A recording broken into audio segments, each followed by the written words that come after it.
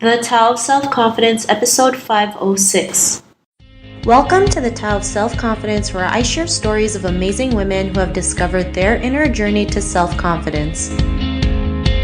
Visit our website at thetaoofselfconfidence.com. Your inner journey to self-confidence awaits. Well, hello, friend. Welcome to the Tao of Self-Confidence, where I share stories of amazing women who have discovered their inner journey to self-confidence. I'm your host today, Sheena Yap Chan, and today I have an amazing lady on the show today. She's a travel blogger, and she also has her own podcast, which is called the Offbeat Life. And I'm really excited to have her on today to share her story and tips with us on self-confidence. So without further ado, I'm going to introduce you to Debbie Arcangeles. Debbie, how are you today? Maybe you can fill in a little bit more about yourself to our listeners. Hey, Sheena, thank you so much for having me in your show. I am so excited to be here, especially with the topic that you are sharing with everybody. So, hi, everyone. My name is Debbie Arcangeles. I am, like Sheena had mentioned, I'm a travel blogger and also mostly a podcaster. So, I interview inspiring individuals who ditch the norm to live their best life and are also location independent. When I'm not doing my podcast, I am a therapist for children who are diagnosed with autism. So that's pretty much what I do during the day, and at night I do all of the things creative and travel whenever I can.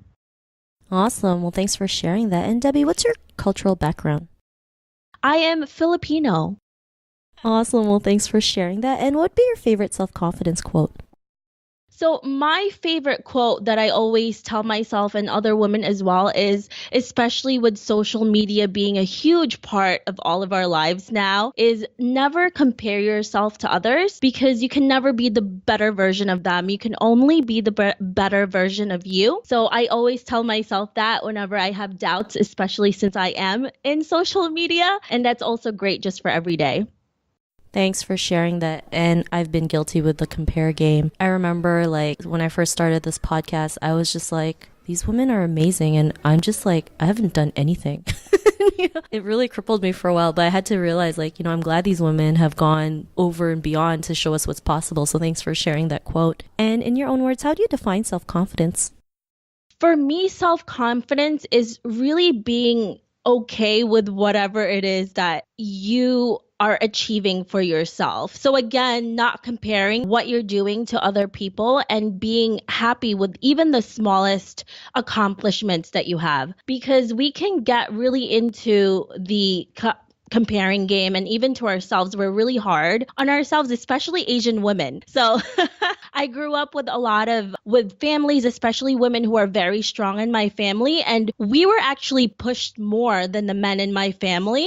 And for me, being self-confident is to just be okay with what you're doing at that moment and not having to look at anything further except what you're doing. Because I feel like a lot of times when we keep looking out and we're saying to ourselves, well, I need to do better, for this, and this, but we're not really looking at what's in front of us, then your self-confidence becomes a lot less because of that. Because not only then do we compare ourselves to others, but also with our future selves. I don't know if that makes sense.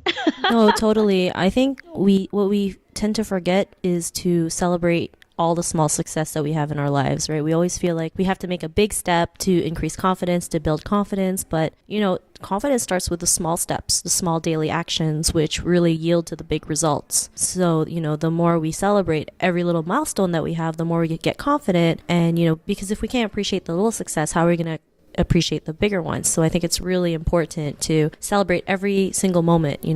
As long as you're moving forward and your goal is to get better than you were yesterday, then that's a celebration on its own. So I really love your definition. And Debbie, what was your life like before your discovery of self-confidence? So as I had mentioned before, I grew up with very strong women in my family, which I'm very fortunate to have, because I know a lot of women don't have that. So I always saw it in everywhere around me. And of course, I didn't we have confidence in something that grows, right? We're not born with that, but it helps when you see it around you. So I definitely saw a lot of self-confidence from my mom, my aunts, my cousins, all of those things. So before I really had self-confidence, before I knew myself, I think the time when I really had none was, I think, when I first came to the United States. Even when I was little, I had a lot of self-confidence. But coming to a different country and not really knowing the language, I felt so self-conscious because I had this image in my head, or even just thought, because every time I was in the Philippines, like, I had people around me that were always very positive and saying all of those things, and I still had that here in the United States. But then you get a little twist to it where you also don't know the culture, you don't know the language, everyone is new, not everyone is Filipino. So it was so different. So before that, I did have self-confidence even as a young child, and I came here, I lost it, and it felt like I was stripped from my own identity, because now I had to blend the two cultures together, and then had to get to know myself in a different place with different people, even just knowing new families here in the United States. So it was a very hard time for me, and the self-confidence was very low. Thanks for sharing that. I think that's something, as immigrant children can relate, right? Especially like you go to this country and then, you're like the odd person out, and then, you want to try to assimilate with the culture, and it's hard. It's like, you walk and talk like them, but then you look in the mirror, you're like, whoa, wait a second. It's like, my skin isn't white, my eyes are a little slanty, and we forget about that, and then we feel like we're not enough because we don't look like them, right? And it hurts our confidence. But what was that point in your life when you realized, like, you were more than enough to go out there and be the person that you are today, especially, being a travel blogger? Like, what was that aha moment? So the aha moment for me, I guess it didn't just come, oh my goodness, I just had that one moment. I think it was just knowing and seeing everyone around me, and especially living in New York, there's so many different types of people. And also just learning the language more. And obviously now I do know it. I'm fluent, and I've been here for a really long time. But I think the self-confidence for me really grew after high school, because high school is very awkward. College was great. And I think it was when I started really be having to create, and I was always very artistic, and that gave me a lot of boost and confidence. So that also made me stand out, and people took notice of me in that sense. And because of that, because of something that I created, I was able to boost up my confidence in that sense. And finding something creative, finding myself in the process. So like I said before, self-confidence doesn't come in one day. Like, I don't just have that one moment where I'm like, oh my gosh, now I have all the self-confidence. I don't. Even today as an adult, there's always something that I'm not confident about. And I always try something new. And there's always something that makes me step back and say, oh my gosh, I'm clueless at this. My self-confidence is extremely low. So it's definitely something I'm always working on. But every time I try something new and I don't know it, or someone else knows more than me, it definitely lowers the self-confidence. And then every time I get better at something, that's when I have an aha moment. So I feel like every time I get better at something and I boost that self-confidence up, then I get an aha moment every time. Thanks for sharing that. Yeah, I mean, every time we try something new and it works, it's like, oh my God, like, I can't believe I did that. Like, I'm the bomb. And then you're like, what else can you do, right? Like, even if it's something as simple as, like, I don't know, an Excel spreadsheet, right? Because most people actually don't, you have a hard time with doing that, like my mom does.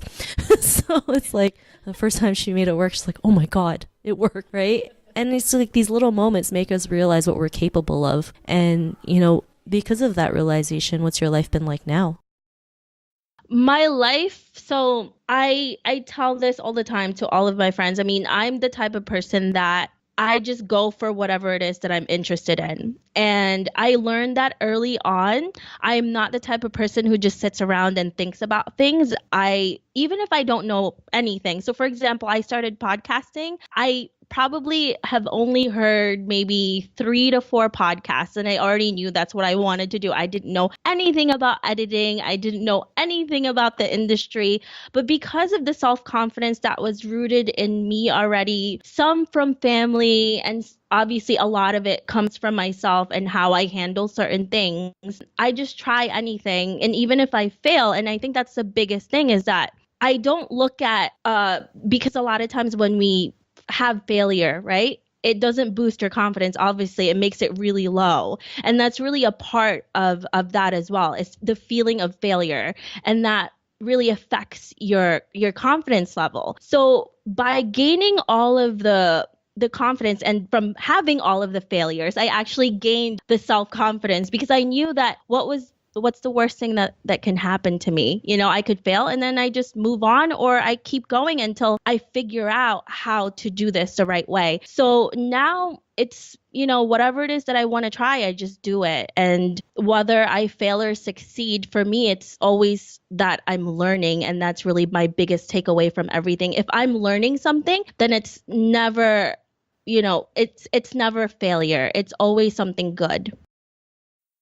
Thanks for sharing. Then I love that perception you have about failure, because we've been programmed to see failure as something like the end of all ends, not realizing it's just part of the process. It's a learning process. It helps us progress, to move forward, to help us become strong people. And I like how you mentioned you just go for it, right, without even thinking about it. I mean, when I first started podcasting, I didn't even listen to any. I just knew that this was the platform I wanted to use, and yeah, it was frustrating, but I made it work. So we can learn to figure it out along the way. And to the woman who's listening to your episode, she may be in her own journey of self-confidence. What would be that one tip you would give to her? So the one tip I would say is that whatever it is that you're dreaming about, whatever it is that you want to do with your life, it's always going to be a dream until you take that first step. So whether it's something really small, just, to a trip that you want to go to, or moving to a different country, or as big as that, it's never going to be anything other than a dream until you actually do it. So I'm not telling you to make anything drastic right now, unless you really want to do that. But if you do something, just one thing every day that will help you get closer to that, we don't know what's going to happen a month from now or even a year from now, because that's going to get you a little closer to it. So I think there's a lot of misconception from people that in order to do something great, you have to do something right now. And that's something really big. I think the ones that really do make an impact are the ones that just do something one thing at a time. So I definitely learned that for myself as well. And it definitely also boosts your self-confidence when you feel like you are actively doing something every single day and you're not just there sitting around thinking about it. I think when we're actively doing something is what helps us, and it gets us motivated, and it boosts our confidence. Thanks for sharing that, and that's a great tip. It took me a long time to realize like taking small steps actually is more productive than trying to take that big leap, especially when we don't reach it and we get disappointed with ourselves.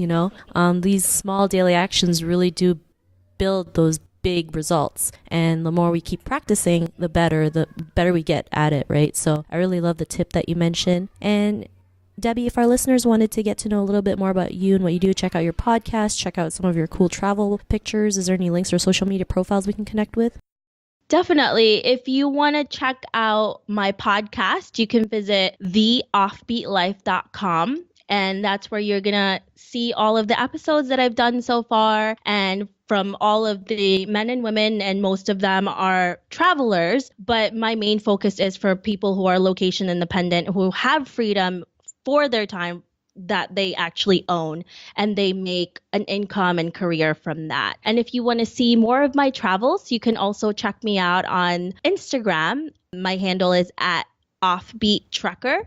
It's OFFBEATTREKKER. And you'll see all of my travels from there as well. Awesome. Well, thanks for sharing that. And to our listeners, if you want to connect with Debbie, you can also head on over to the taoofselfconfidence.com and search for Debbie's name. Her show notes will pop up along with everything else that we talked about. And I just really want to thank Debbie for taking the time to share her story and tips with us on self-confidence. So thank you so much, Debbie. Thank you so much, Sheena. I'm so honored to be on your show. Not a problem. It was really an honor to have you on. And to our listeners, be on the lookout for another new episode of another amazing woman's journey to self-confidence. And we'll talk to you soon. Bye for now. Thank you for tuning in to another amazing episode of the Tao of Self-Confidence. Get your free self-talk tape for building self-confidence by visiting our website at thetaoofselfconfidence.com. Your inner journey to self-confidence awaits.